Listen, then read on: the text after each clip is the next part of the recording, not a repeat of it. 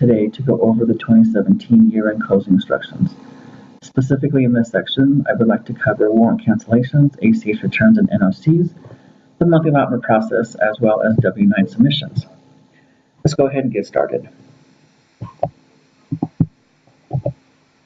The following two slides provide contact information for the staff that make up the financial management section, as well as the vendor relations unit. If you have a question regarding any of the topics that I previously mentioned, please contact any one of these individuals and they will do the best they can to help you out. The first topic I'd like to go over are warrant cancellations. Warrant cancellation is a warrant that needs to be canceled. It either needs to be canceled because it was issued incorrectly, or a warrant was lost and needs to be reissued so the vendor can receive their payment. Now, the warrant cancellation process is dependent upon the timing of the cancellation as well as the type of cancellation that's being requested. The agency is given two flowcharts that will help them determine what type of cancellation they are requiring, and due to the timing, what required documents should be submitted with that cancellation request. Now, for those warrants that are to be canceled by June 30th, those need to be submitted to FCD for processing by June 23rd, 2017. When warrants are being canceled after July 1st, please keep in mind that the process is highly extensive and requires close attention during the end of the fiscal year. Please take the time to review the special processes in the flowchart included with the warrant cancellation form. Depending on when that check was issued and the impact to the budget, whether it's the current year or prior year, there will be different documents that are required to be included with that submission if that warrant is being canceled and not reissued. So please make sure to review the flowcharts to understand which process you should be following. Now, the warrant cancellation form is required to start the warrant cancellation process. The form has been updated now this year in April. The form requires that the bank account be provided versus in the past you just indicated what type of warrant it was, whether it was an A warrant, a B warrant, or a D warrant. Most of the accounts that were recently created are not lettered. Therefore, in order to cancel a warrant, we need to know which account it was issued out of. Now, beginning July 1st, we are requiring all agencies to use the new form. While we would like you to use the form right now, beginning July 1st, if we receive a warrant cancellation request on a prior form, that request will be rejected and you will be asked to use the new form. The other thing to note is the individual that is authorizing the warrant cancellation request, please make sure that they are approved for your agency to sign off on warrant cancellations on the signature transaction authorization form. Along with the warrant cancellation form, if the agency is in possession of the original warrant, please include that warrant in with the cancellation request. If the agency is not in possession of that warrant, then an original affidavit is necessary. The original notarized affidavit is required when the warrant is not in your possession. This year, the form has also been updated to include the bank account that the warrant was issued from. Again, as the warrant cancellation form, the new affidavit should be used beginning 7/1/2017. Just as with the warrant cancellation form, affidavits will be rejected if they are on the older version. If a mistake is made on the affidavit, please remember to never, ever, ever, ever, ever, ever use whiteout. We cannot stress that enough. Whiteout causes a lot of concerns. The affidavit is a legal document, and when whiteout is used, it's unclear when that whiteout occurred. If an error is made, please redo the form or cross out the error and initial that error. When submitting the affidavit, please remember that the affidavit has to have original signatures and original notarization. The following slides are screenshots of navigation and share to check on a warrant status. In addition, if you would like to be able to see all of the warrant information on a single screen, we've given you the options for the personalization of that specific page. This screenshot provides what a warrant will look like when it's reconciled versus it's unreconciled. Please remember that only unreconciled warrants can be canceled. If a warrant is older than a year, please remember that it cannot be canceled through the cancellation process. It's canceled through the stale date process. Now, if a warrant has been reconciled and the vendor insists that they did not cash that check, then the forgery process needs to be followed. If you have questions on that, please give us a call. Some items to keep in mind when processing warrant cancellation requests. If a warrant is being canceled and not reissued and a PO was pulled into the voucher, please remember that the cancellation process includes an extra step with the preparation of a reversal voucher. The reversal voucher restores the funds back onto the PO if the PO is still open. If the PO is closed and finalized, then the only thing that's impacted is the budget. When providing the reason for the cancellation, please make sure that it's clear and concise.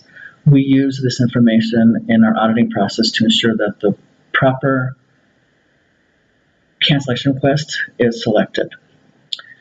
When a reissue payment voucher is necessary to be included with the cancellation process, please remember to include all documentation that was included in the original voucher. This may end up having to be a certified copy of the invoice or an original signature on an itemized schedule of travel expenses if the payment related to employee travel. Please also remember that you cannot reissue the payment before the warrant is canceled. So if you have to issue a payment to a correct vendor, to the same vendor for a correct amount, to a different location, that payment voucher has to be included with the cancellation so that we can cancel the warrant first and then issue the payment. If you have a cancellation that used to require journal entry with the source of CFR, that process has now changed. That journal entry source that you should be using is WCN.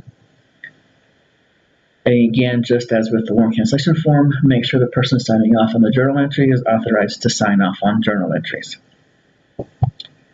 Finally, the other difference that was done this year on the warrant cancellation form, that we want to make note of, for those agencies that are processing payments through the voucher bill process, please remember that the business unit that's requesting the cancellation is actually the accounts payable business unit.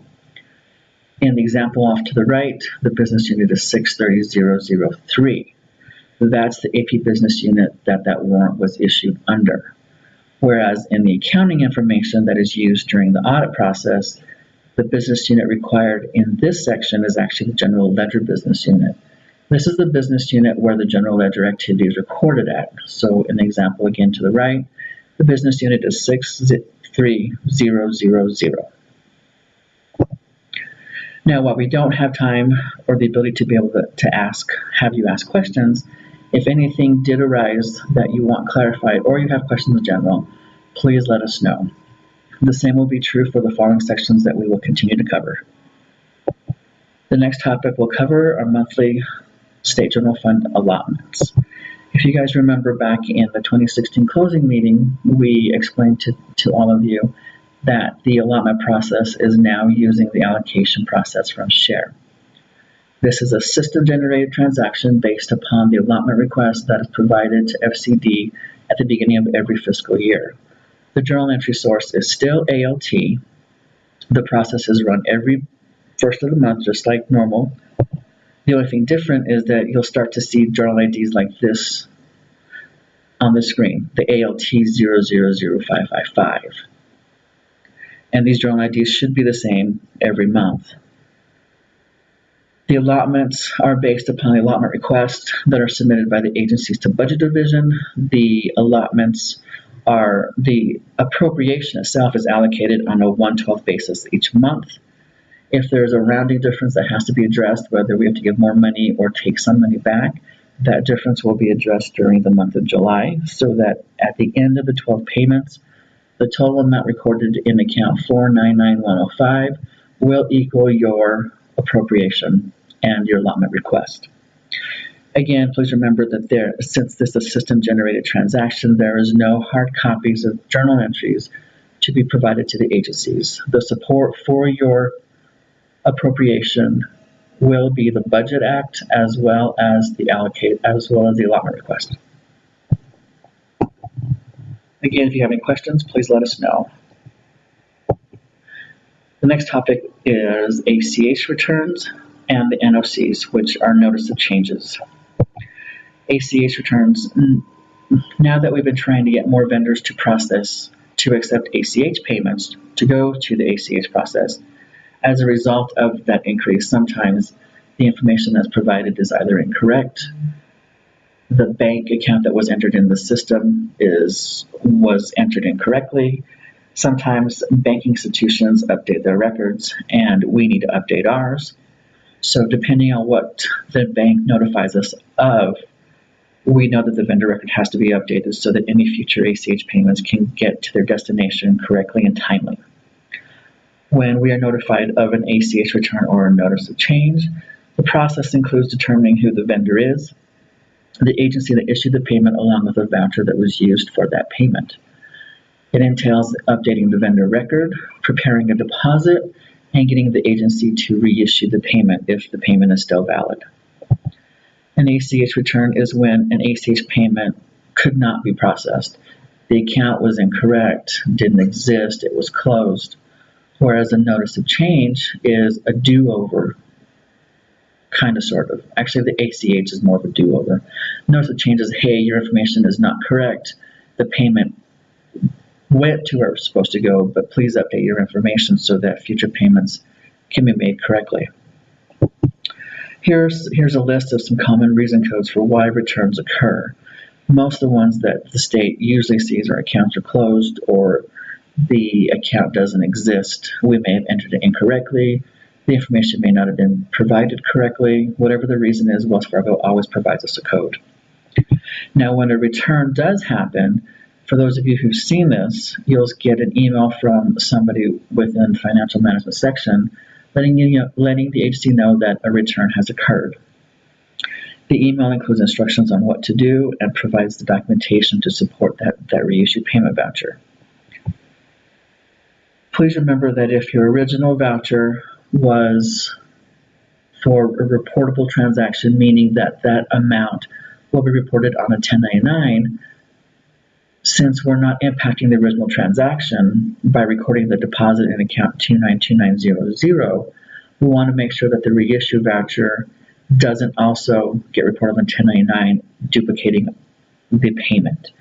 So when preparing the payment voucher, please make sure you go into the withholding hyperlink and uncheck the withholding applicable box and delete any lines that have shown up. This section details the information on the actual return, lets you know the date, the vendor, the voucher, and the amount, along with the reason why the ACH was returned. The screenshot below is information on the deposit that was prepared on the agency's behalf. This same accounting string is what needs to be used on the reissued payment voucher so that the two transactions can offset each other to zero. Now, with the increase in ACH payments, sometimes we have vendors calling because they don't know how to apply payment because the information that they're given isn't sufficient. Last year, we asked you guys to take a look at your payments to UNM contracts and to the city of Santa Rosa, and you've done a really good job because we haven't had any, I believe, questions from either of these entities requesting more information on ACH payments. We do have a list of vendors here, though, that are still consistently calling, asking for more information because they don't know how to apply payment. If your agency does business with any of these vendors, please spend some time with your AP staff to go over your payment process to see what may be missing. If you're unsure, please contact the vendor to ask them exactly what they need to see on the invoice line so that they can apply your payment correctly. Following is a screenshot of the invoice number on the information tab within the voucher that should be used to provide as much information as possible. Again, any questions, please let us know. Next topic to go over, the request to pay prior year bill. Now, if you haven't already noticed it, the deadline for submission is a lot later than what you're used to.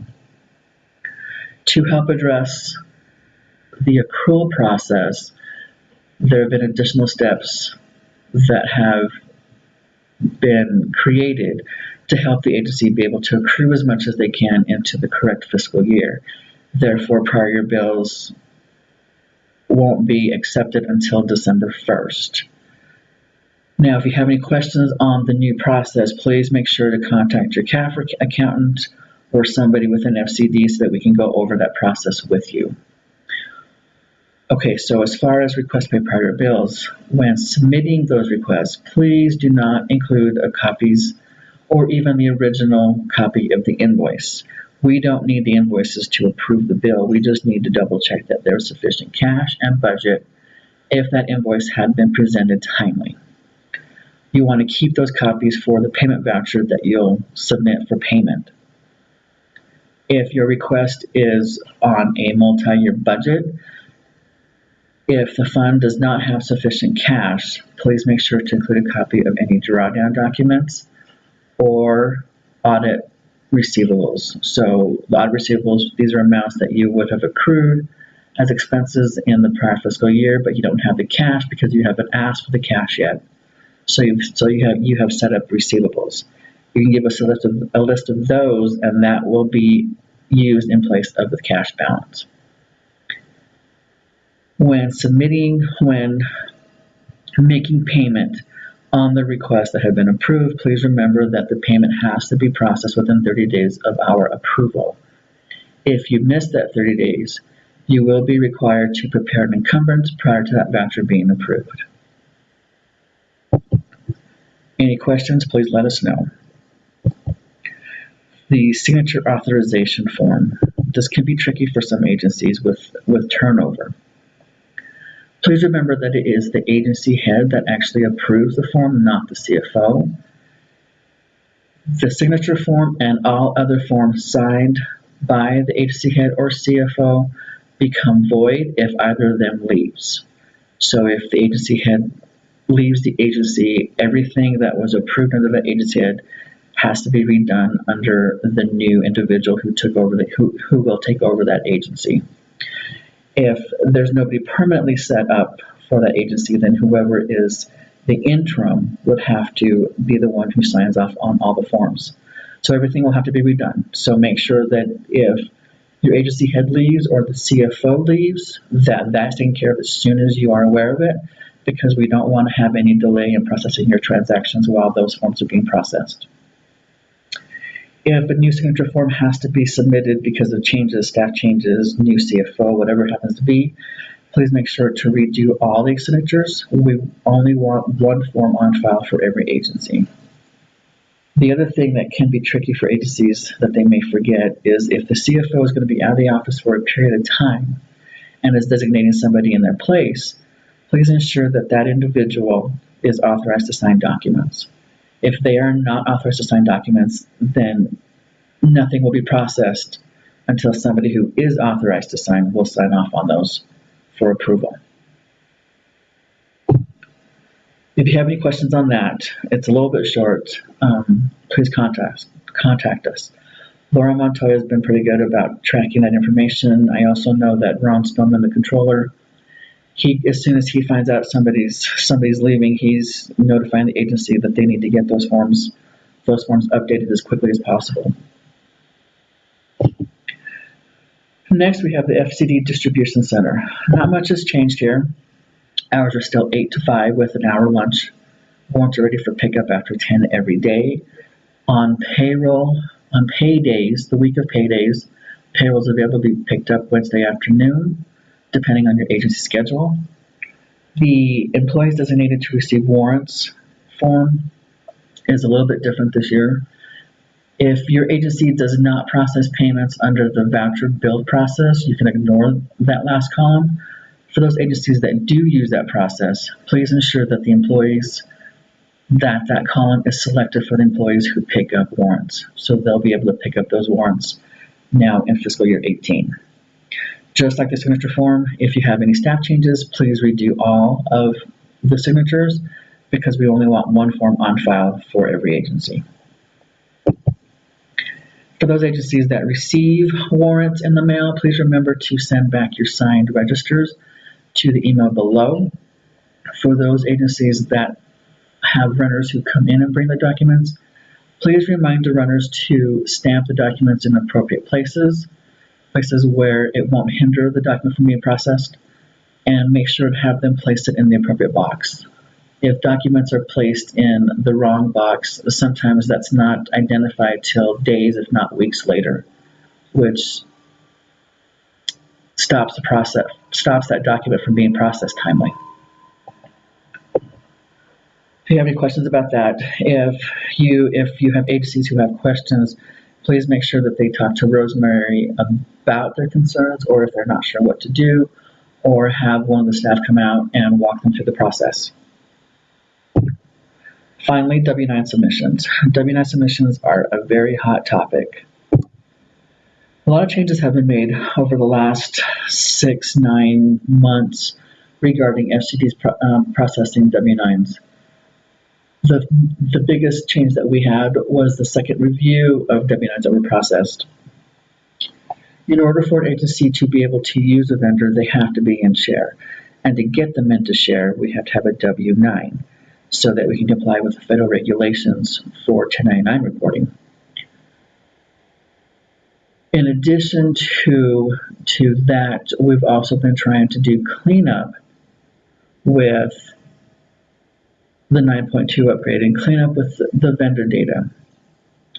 So the W-9 form helps us with that process. Now, if an agency intends to use a vendor, please make sure to submit that W-9 with sufficient time for processing before it's absolutely needed. The same thing would go with employees. If an employee's job duties require them to perform functions that would result in reimbursement, then they should be set up in share. If employees might or may be put in a situation where they have to have a reimbursement, then in those instances, please wait to submit a W-9 for those employees until the need arises. We don't want to set up vendors that won't be used. If you guys remember, we run the inactivation process every year, and if a vendor is not used in the last 2 years, the system will inactivate that vendor. We don't want to have you guys keep submitting W-9s to reactivate vendors because we use them once within the 2-year period. So we use them once, the 3rd year they become inactive, potentially inactive. We have to submit a W-9. We want to be able to make sure that if a vendor is being used, that they're going to be used consistently, but also you don't have to keep submitting W-9s to get them reactivated. So please keep that in mind when submitting a W-9 for a vendor that may or may not be used. When submitting inquiries, please send those to vendor.relations and not to the individual staff member's personal account. This will help ensure that your response or that your question is addressed timely in case that individual that you sent it to is out of the office for a period of time. And there's a continuity between using the vendor.relations account. Acceptable forms for W-9 submissions, the federal W-9 as well as the state of New Mexico substitute W-9. While our preference is the substitute W-9, the federal form is just as good. We may end up having a few additional questions for the POC to make sure that we enter the information in the system correctly, such as the 1099 information. But please never tell a vendor that a federal form is unacceptable. Important steps to take when determining if the vendor is in share. The first thing you should always do is check share. Check to see if the vendor exists. If you happen to already have a W-9 from the vendor, compare it to the information in share to see if it even needs to be submitted. Please also remember that once a W-9 is processed, that vendor stays in unapproved status until the second level review has been completed. So with that said, 120 state agencies use the same exact vendor record.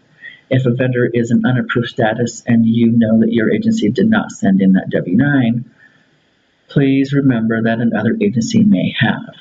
That's why the vendor is in unapproved status, and once it's approved, it will be available for use. Before requesting a status of a vendor, please check and share.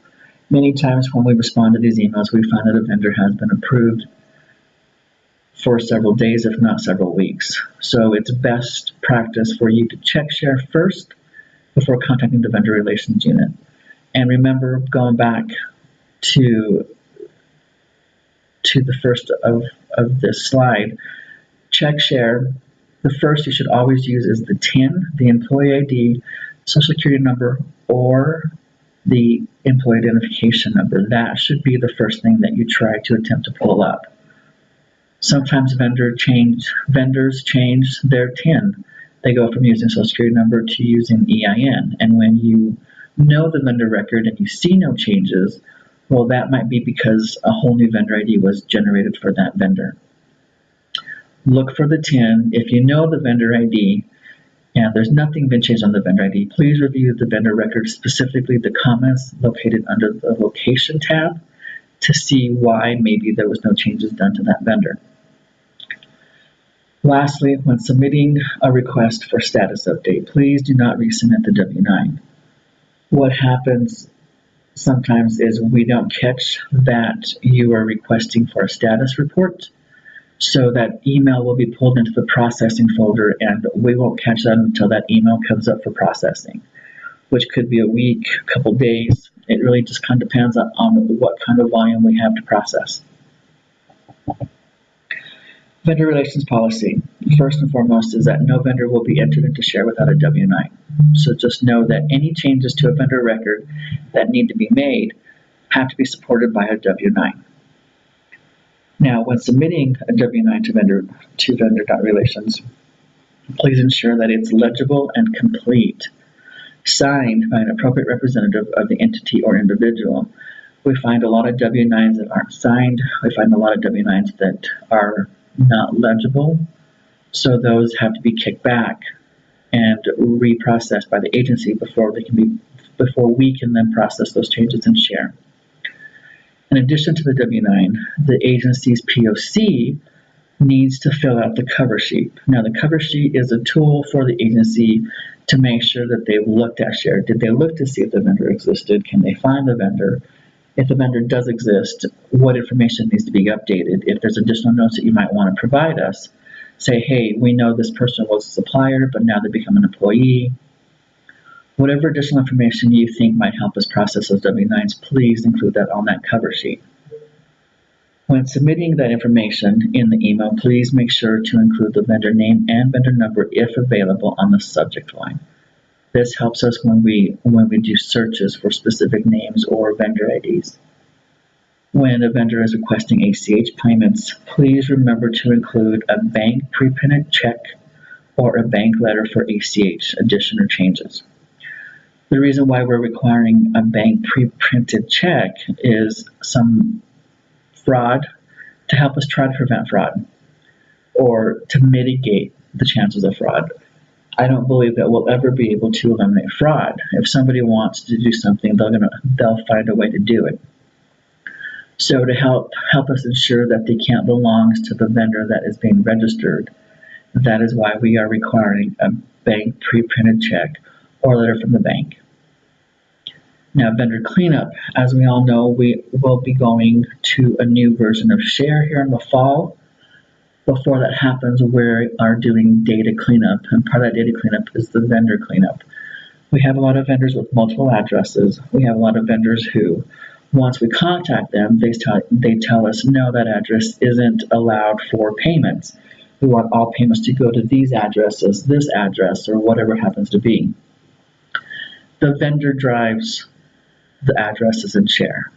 Whatever they need in order to receive payment from the state of New Mexico, that's what should be entered into Share. So you may submit a W-9 and the changes made to the vendor record may not be what you were expecting. Please review the information in Share to see, did we contact the vendor? Now, if a vendor does have multiple addresses, the likelihood is high that we will contact that vendor directly and go over the information to see what's still valid and not valid. Please remember that Share is not a Rolodex. Only addresses needed for payment, purchase orders, or 1099s will be entered. Troubleshooting: when you can't pull up a vendor within a voucher or purchase order or rec, please remember that it's most likely because the vendor is in an unapproved status. A W-9 was submitted and needs to be reviewed. As soon as that vendor is approved, you'll be able to pull up that vendor within that document. Sometimes a vendor may be inactivated. If a vendor is inactivated and it isn't being referred to a different vendor ID, then please remember that a W-9 needs to be submitted to reactivate that vendor. The final two things: never hold a vendor's payment hostage because of changes not done in share. So it shouldn't be general practice or even best practice to hold a payment until changes are done in share, at the risk of the vendor not providing the agency the service that it needs to have done. Make the payment, get the payment to the vendor, look to see if it's ACH, which will be a bonus because you don't have to worry about a check being mailed out. If it's not ACH, then please use, if available, please use the remittance slip provided when sending the payment back to the vendor, but don't hold payment until share has been updated.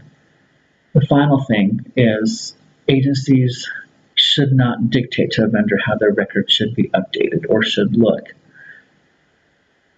We get a lot of address requests when we talk to the vendor, find out, well, that address shouldn't be receiving payment. That address is more of a correspondence address, or that address is a headquarters where they don't process payments. Just because you see an address on an invoice doesn't mean that that's the address that the payment should be sent to. So please make sure that when submitting W-9s, the address that you have is the one that you intend to send the payment to. If you have any questions on any of this that was just discussed on vendors, please let us know and we can walk that process. In the next couple of months, we will be doing vendor relations training and spending a lot more time with a lot more staff at the different agencies, not only the POCs, but trying to pull in some of the people that process vouchers and purchase orders, so we can get a good view of what everybody sees, what everybody may need, tell you guys what we're doing, what we believe should be happening, and figure out a way to come up with a compromise. Following screens just help you go through the navigation for share to look to see if a vendor exists, what some of the screens within the vendor looks like. Status of the vendor, information, how many times has it, how many addresses does it have, how many locations does it have, the payables where you would have the ACH information. This screen is just an example of what to check with the W-9. Remember that any banking information provided needs to show that it belongs to the vendor. When preparing payment vouchers, please remember that the withholding information within the payment voucher should only be for services that were rendered. If you're reimbursing somebody for mileage or for some kind of cost, those lines should not be marked as withholding. So you'll need to pay special attention to what you're paying. Break out that amount if it makes up several balances, including a service and a mileage reimbursement or a tax. The mileage reimbursement and the tax should not be marked as withholding, only the amount that was paid for services rendered. If you have any questions on how to address that payment voucher and the withholding information, please let us know. We can walk you through that process. Now, the point of contact for the agencies. Each agency is allowed to assign a point of contact. This person is the go-between between the vendor relations and the agency staff.